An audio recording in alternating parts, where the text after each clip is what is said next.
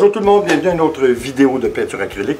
Je dois vous dire que là, ça me fait plaisir de revenir vous voir parce que j'avais pris un petit arrêt pendant une semaine alors que moi et Nicole, on a été visiter la ville de Québec, ce qui était très intéressant, puis je vais vous montrer ça dans des vidéos sous peu. Alors, pour l'instant, on revient à notre coulage acrylique. Cette fois, on va utiliser une technique, je ne sais pas si je l'ai déjà fait avant, je crois pas. On va faire un flip cup au centre de notre canevas, c'est-à-dire on va faire un flip cup vert renversé avec de la colle blanche et du Floetrol. Je me souviens plus encore une fois le nom, mais vous n'avez en Europe sous un autre nom, mais c'est identique. C'est le produit, en fin de compte, comme le Floetrol. Alors, ce qu'on va faire, c'est que, comme je l'ai dit encore une fois, on va faire notre travail au centre de notre canevas pour, par la suite, définir le contour avec notre acrylique, mais seulement notre acrylique avec un mélange d'eau. Parce que je ne veux pas former de cellules tout le tour, je veux seulement définir le centre et puis finir le tout avec une paille. Vous pouvez prendre, dans mon cas, je prends une paille, je n'ai pas besoin d'un. Mais vous savez, les petites canettes en aérosol qui vendent pour nettoyer les claviers d'ordinateur ou ainsi de suite. Vous pouvez prendre ça pour faire un petit peu de définition pour vos lignes tout le tour. Moi, je vais prendre une paille. Je crois que ça suffit, puis ça va me donner un petit peu plus de souffle. Alors, on va voir ce que ça donne, et puis on revient pour le mot de la fin. Allons-y!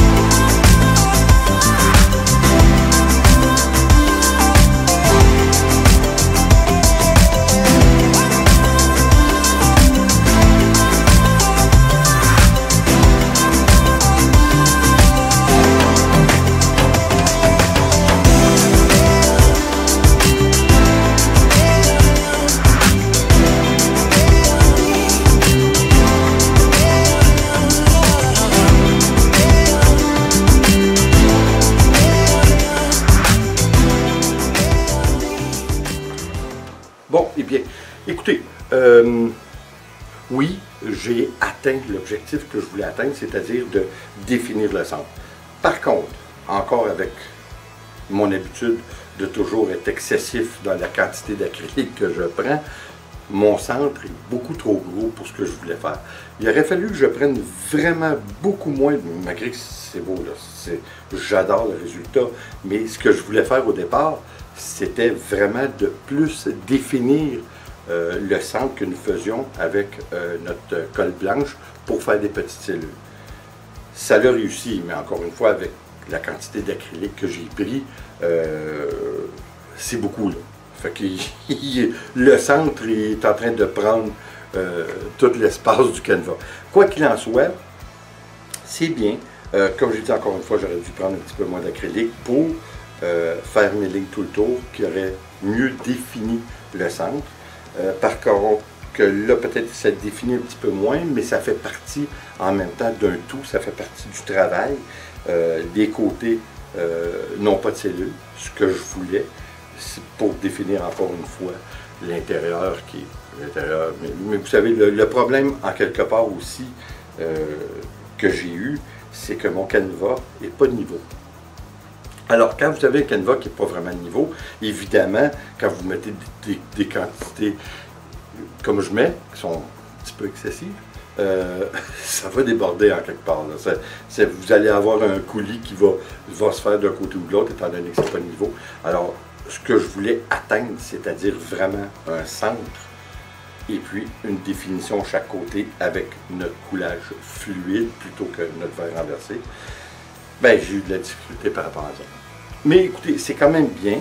Je suis obligé de vous avouer que je vais peut-être faire, là, au moment où je vous parle, vous allez la voir, mais là, je vais peut-être refaire une petite définition en coulant, encore une fois, du noir tout le tour pour mieux définir mon centre. Mais je ne sais pas, parce que malgré tout, je l'aime. Encore une fois, hein, c'est presque toujours une surprise.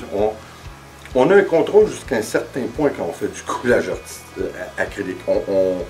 On peut utiliser une technique, mais on ne saura jamais vraiment le résultat final aller jusqu'au moment où on le fait. On a une bonne idée, là. Hein, j'avais quand même une bonne idée, mais c'est un petit peu différent, mais je suis obligé de vous dire que c'est très, très intéressant malgré tout. Et puis, le fini est très bien. En fait, je trouve qu'il y a des belles nuances, je trouve qu'il y a des belles lignes.